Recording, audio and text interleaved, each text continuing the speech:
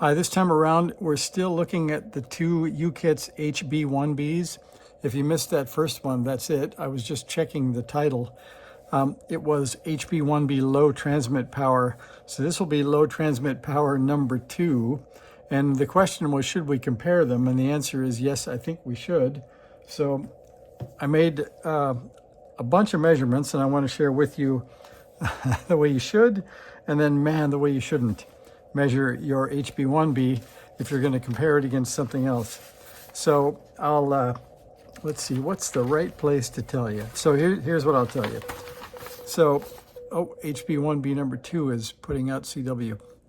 I took the schematic of the transmit chain and I labeled some areas here for future reference. So we had point A, output after the filters, point B, output after the final amplifier, point C, input to the final, point D, input to this other driver, point E, input to just the emitter follower off of the DDS, and then the output of the DDS itself.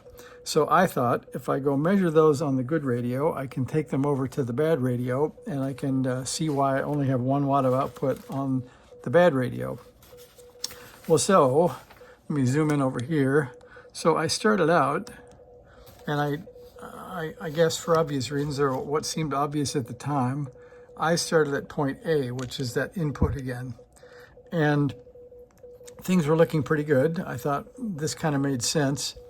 I got 400 millivolts coming out of the DDS, and after that emitter follower, and then I got 3 volts after the first driver, 6 after the second. But then I got up to point B, and this point scared me because I got 80 volts peak to peak, and I have never seen that on a radio before, because just to remind you, about 42 volts, I think, is a 4.5 watts or something like that. So 80 is quite a lot. But I got to the output after the filter, and it was still 80 volts peak to peak. So I knew something was wrong because I was about to fry my output transistor, because I don't know on these 2SC, I think they're 1162s. I don't imagine the emitter collector breakdown is much higher than 80. But that's when it struck me that, wait a minute, I forgot to flip the antenna switch. So this is all into an open circuit that I got this first round of numbers. So I'll share those with you. I actually captured them because I thought they'd be useful along the way to compare. So this is the bad set, and for some reason I captured them in different order on the page. But anyway, so this is the for real 20, 40, 60, 80 volts peak to peak. This is 20, 40, 60, 80 volts peak to peak on the output of the final amplifier. And you can see, without spending a bunch of time, that the signals look pretty crappy, and the DDS itself looked like just a mess, that you could barely even recognize the 7 megahertz signal in there. So I should have gotten a clue that something was wrong at the beginning. Once I got on the dummy load like I should, you can see the output was a nice sine wave of about 42 volts. The output before the filter was kind of what you'd expect. You could see, obviously, 7 megahertz signals along the way, even all the way back to the DDS. And the signal was nicer. It was 600 volts peak to peak. Even though it's sort of harmonic rich, at least it was the right frequency.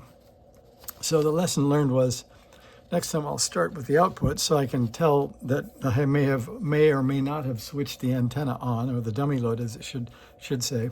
Anyway, so we'll make that water under the bridge. We now have a set of measurements, which will be the good set. So we know what this radio looks like when it's transmitting on, I think I was on 40 meters down at the bottom, like maybe 7040 or something like that. So I've got the good set of numbers, and then I'll show you one more thing. So when you pull your UKITS out of the case, you have to kind of pry it out, because these connectors fit into these holes and they don't come out too easily.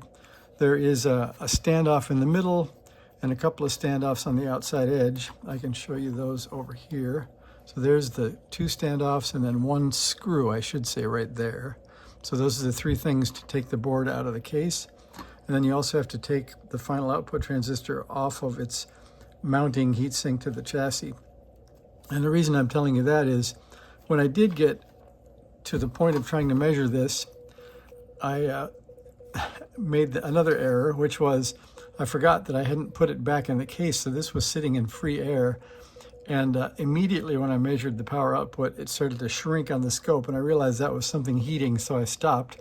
And this thing was smoking hot, but not enough to kill it.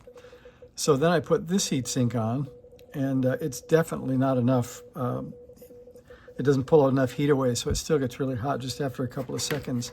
So what I'm going to do next is put it back in the case, and I thought I'd show you that I need to get rid of this heatsink first, but when I do that, you sort of slide it down front first and slide it down into the case, and it will sort of pop in. The key thing is to get these out of the case, you actually have to take this BNC jack out. So you unhook the nut and washer.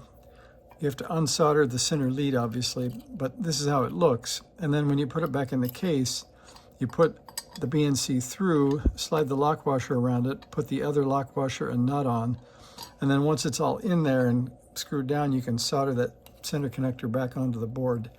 So it's not exactly modular, but it is repairable, I guess. So I think that's what I'll show you for tonight. There's not a lot of measuring to go on until I get it back in the case. And if you guys want to write in the comments if you want to watch while I do the next set of measurements on the low-powered HB-1B, we'll do that. Otherwise, I'll gather them and I'll share with you what I get, and then we'll speculate about what might be broken. So there's your update on the tale of two U-kits. See you next time.